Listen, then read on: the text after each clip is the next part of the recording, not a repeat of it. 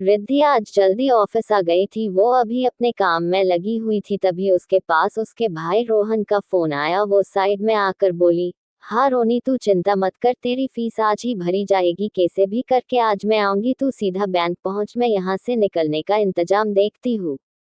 रिद्धि ने अपने मामा के बेटे रोहन से कहा, जो रिद्धि से अपनी सगी बहन से भी ज्यादा प्यार करता था। आज उसे कॉलेज की फीस भरनी थी, जो उसके पापा के पास पूरे नहीं होने के कारण वो रिद्धि से ले रहा था। रिद्धि भी रोहन से बहुत प्यार करती थी, इसलिए वो उसके लिए अपना सब कुछ देने को तैयार थी। आज रिद्धि को कैसे भी करके बैंक जाना था ताकि उसके भाई की फीस भरी जा सके। रिद्धि अपने काम में लग गई थी और देख रही थी कि कैसे भी करके थोड़ी देर के लिए ऑफिस से निकल जाए। रिद्धि अपने आप में ही थी कि रिदम अपनी केबिन से बाहर आया और बोला, तारा, मैं एक मीटिंग के लिए बाहर जा रहा हूँ, तो आने में देर हो जाएगी। तारा ने ओके कहा। रिदम अब रिद्धि के पास आकर बोला, मिस पीए, मेरी मीटिंग में अभी अंगारा पैलेस होटल में, तो जल्दी से सिंघानिया ग्रुप के एग्रीमेंट फाइल लेके मेरे पीछे पीछे आओ। रिद्धि इतना सुनते ही बोली, जी सर। रिद्धि और रिदम दोनों मीटिंग के लिए निकल गए और मीटिंग अच्छे से हो भी गई। तभी रिदम बोला, तुम जाओ तो जा सकती हो। रिदम ने इतना ही कहा होगा कि शाहनाया ने आकर रिदम को गले लगते हुए बोला, कितना वेट करवाते हो तुम, चलो अब जल्दी चलो, मैंने रूम बुक करवा लिया है, रूम नंबर 301 में हम लोग चलते हैं। रिदम ने बस हल्के से मुस्कुराकर ओके कहा। वही रिद्धि रूम की बात सुनते ही चुप सी हो गई, फिर खुद से बोली, मुझे क्या कहीं भी जाए, किसी के भी साथ रूम में जाए, मैं तो बस 6 महीने तक हूँ, उसके बाद इनसे पीछे छूटेगा, और इस बीच कई अपनी बेगुनाही का सबूत भी ढूंढ लूंगी, और सैयद अपनी इज्जत पे लगे दाग को मिटाने की वजह से ही मैं इतना झेल रही हूँ। रिद्धि अपने ही ख्यालों में मग्न होते हुए रिदम और सहनाया के पीछे पीछे उनके रूम में ही आ गई थी, जिस बात पे सहनाया ने उसको डांट कर कहा, ओए मिस पीए, ये हमारे रूम में कहाँ घुसी चली आ रही हो। सहनाया की बात ने रिद्धि को होश दिलाया और वो सहनाहा को देखने लगी।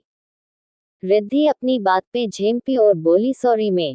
रिदम ने उसे कहा, तुम्हारा काम खत्म, अब तुम ऑफिस जाओ। रिदम के इतना कहते ही रिद्धि को सुकून की सांस मिली और वो सीधा होटल से बैंक गई, जहां रोहन पहले से ही था।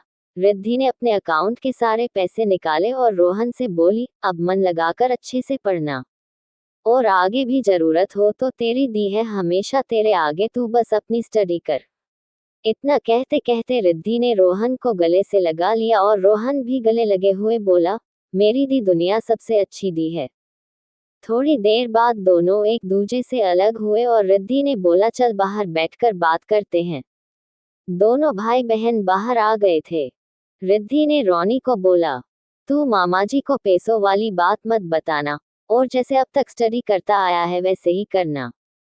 रोनी रिद्धि को देखकर बोला, दी तू कब तक ऐसा जीवन जीतेगी, पहले घर में माँ और उनकी बेवकूफ बेटी वो आपका जीना हराम कर देती, और यहाँ शादी के नाम पे आपको लोगों ने मोहरा बनाकर आपको गलत साबित कर दिया, और एक बार फिर से माँ और उनकी बेटी जैसे लोगों से सामना हो गया। तुझे तेरे हिस्से की खुशी कब मिलेगी?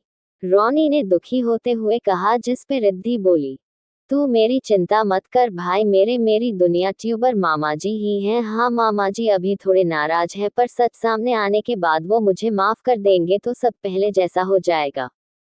और तू मेरी चिंता मत कर। तुझे पता है, वहाँ एक चीज अच्छी है, वहाँ कविता मेम और दादी ओ मुझे मामाजी की तरह ही प्यार करती है। एवन मैं टाइम से खाना नहीं खाती तो कविता मेम मुझे डांट कर बहुत प्यार से खाना खिलाती है, और दादी वो तो बहुत ज्यादा प्यार करती है।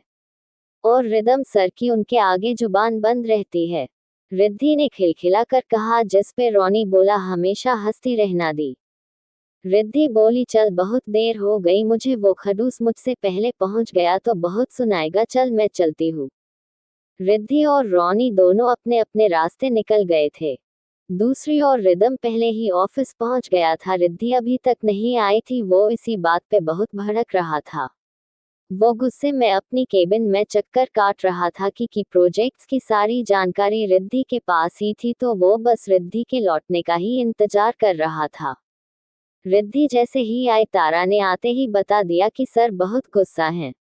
इतना सुनकर रिद्धि की तो सांसें ही अटक गई। वो घबराते हुए ऑफिस के अंदर एंटर हुई। वो रिदम के गुस्से को देख को कुछ कहने को ही हुई थी कि रिदम ने गुस्से में उसको कोहनी से पकड़ा और उसको एक साइड ले जाने लगा। रिद्धि उसके गुस्से को समझ गई थी, इसलिए घबराते हुए वो रिदम से साथ जोड़कर माफी मांगने लगी। रिदम ने उसकी एक न सुनी, वो उसको दीवार से लगाकर गुस्से से बोला, तुमको बाहर घूमने के पैसे नहीं मिलते हैं? बाहर घूमने का इतना ही शौक है तो नौकरी छोड़ दो, इसी और को काम करने का मौका दो और तुम आराम से अपनी रंगरेलियां मानती घूमना, जिसके साथ जाना हो जाना, जिसके साथ।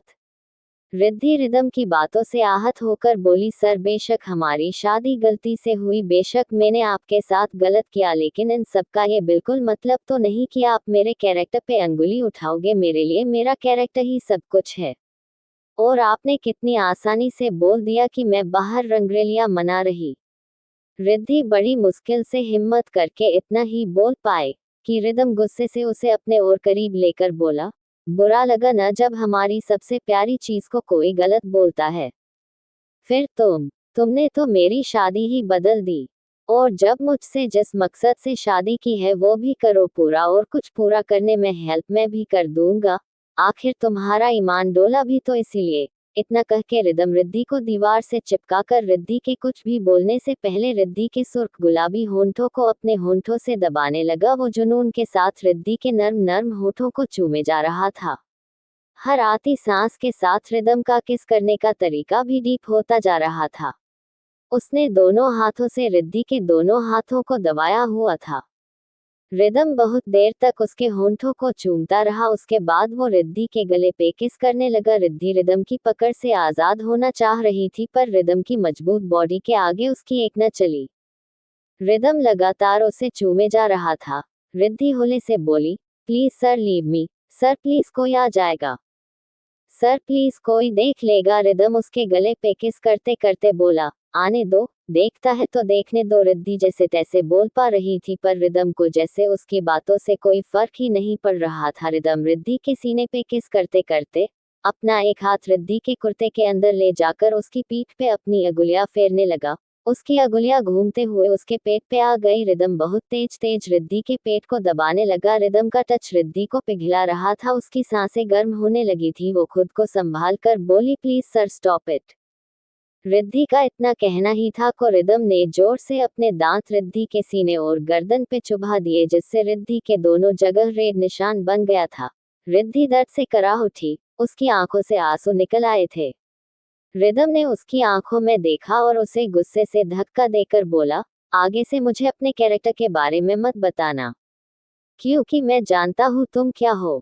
रिदम इतना बोला कर गुस्से से अपने केबिन से निकल गया। तारा बहुत देर से रिदम का गेट नोक कर रही थी, पर गेट न खुलने पर वो वापस अपनी जगह आकर बैठ गई और आके देखती है रिदम गुस्से में बाहर निकल गया है। रिद्धि भी अपना होलिया ठीक करती है और बचा हुआ काम करने लगी। वो काम कर रही थी और ऑफिस बंद होने का टाइम आया, तभी पियोन आकर बोला, रिद्धि मैम सर ने बोला है कि आपको 2 घंटे लेट ऑफिस से जाना है, तो मुझे बता देना, आप जाओगी तभी मैं ऑफिस बंद करूंगा। रिद्धि समझ गई थी कि रिदम ने इस क्यों किया है। वो दर्द से मुस्कुराकर बोली, ठीक है। रिद्धि देर तक काम करती रही और काफी देर होने पर वो ऑफिस से निकली। रिद्धि ने देखा बस बंद हो चुकी हैं और कैब करने के लिए उसके पास पैसे नहीं हैं। मजबूरी में उसने पैदल ही घर जाना शुरू किया। लगभग 2 घंटे का सफर तय करके रिद्धि घर पहुंची। वो डरते डरते घर पहुंची। घर आते आते उसे चला भी नहीं जा रहा था। वो अपने रूम की ओर जा रही थी कि कविता जी वहां आ गई और कविता जी उसकी हालत देखकर रोई सी हो जाती हैं और अपने मन में बोली, मेरा बेटा कितना बुरा बिहेव कर रहा है इस मासूम बच्ची के साथ। वो अंदर ही अंदर दर्द से रोने लगी, किंतु अपने आंसू दिखाए बिना वो रिद्धि के पास आए और वो बिना उससे कुछ बोले अपने साथ ले जाती हैं और उसे खाना खिलाने के लिए टेबल पे ले जाती है। और खाना खाते खाते वो सारी बात रिद्धि से पूछी कि लेट क्यों आई। रिद्धि ने नजरें नीचे करके सब बता दिया। कविता जी को बहुत बुरा लगा, पर वो अभी कुछ बोल नहीं पाई। वो उसको खाना खिलाकर दादी से बात करके सोने भेज देती हैं। रूम में जाकर वो चेंज भी नहीं करती और थकी हारी होकर सीधा सोफे पे गिर जाती है।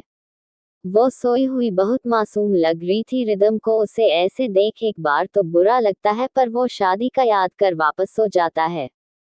सुबह अभी रिद्धि की आंख खुली ही थी कि उसने टाइम देखा। वो घबरा कर उठी और जल्दी से नहाकर बाहर आए और जल्दी जल्दी अपना बैग उठाया और तैयार होकर ऑफिस के लिए निकल गई, क्योंकि उसे फिर से पैदल ही जाना था, सो वो जल्दी ही घर से निकल गई। सुबह रिद्धि पैदल जाने की वजह से जल्दी घर से निकल जाती है ताकि टाइम से ऑफिस पहुंच सके। ऐसे ही कई दिन तक चलता रहा। रिदम के काम के चक्कर में रिद्धि खुद को भी भूल बैठी थी। वो बस ऑफिस जाती और घर। अभी रिद्धि अपने काम में बिजी थी और रिदम दूसरे केबिन में बैठ किसी से फोन पे बात कर रहा था। पता चला उसका क्यों वो इस तरह घर जाती है कर आती है। उधर से आवाज आई, सर रिद्धि के अकाउंट को चेक करवाया है, इसमें से सारे पैसे निकाल लिए गए हैं। रिदम ने सुना तो आश्चर्य से अपनी भौहें सुकड़ा ली। फिर नॉर्मल होकर बोला, और पता चला वो पैसे क्यों निकले और किसको दिए? सर रिद्धि मेम का भाई मिला था उसी दिन उनसे, तो वो सारे पैसे उसी को दे दिए। इतना सुनकर रिदम ने फोन काट दिया। और तो मैडम को अब लगता है कि अब तो वो खुराना हाउस की बहू बन गई है, अब पैसों की क्या कमी, इसलिए सारे पैसे दे दिए। कोई नहीं, अब उसको असली सजा मैं दूंगा। इतना कहके वो नीचे आया और केबिन में बैठी रिद्धि का हाथ कोहनी से मोड़कर बोला, चलो बहुत हो गया काम, अब मुझे अपनी बीबी के साथ थोड़ा रोमांस करना है। और इतना कह के केबिन से अटैच रूम में ले गया और अंदर से डोर बंद कर लिया। रिद्धि अचानक से हुई इस हरकत को समझ न पाई। दूसरी ओर रिदम ने रिद्धि को रूम लेके सीधा बेड की तरफ धक्का दे दिया, जिससे रिद्धि सीधा बेड पे जाकर गिरी और रिद्धि उठ पाती उससे पहले ही रिदम उसके ऊपर आके झूल कर बोला, घूमना हो घूम लेना। रिदम गुस्से में उसे तकलीफ देते हुए बोल रहा था। उसने रिद्धि को इतना तेज पकड़ा हुआ था कि रिद्धि को दर्द होने लगा था, पर रिद्धि को रिदम के हाथों से ज्यादा उसके दर्द उसके शब्दों की वजह से हो रहा था। वो रिदम की बातों से आहत होकर बोली,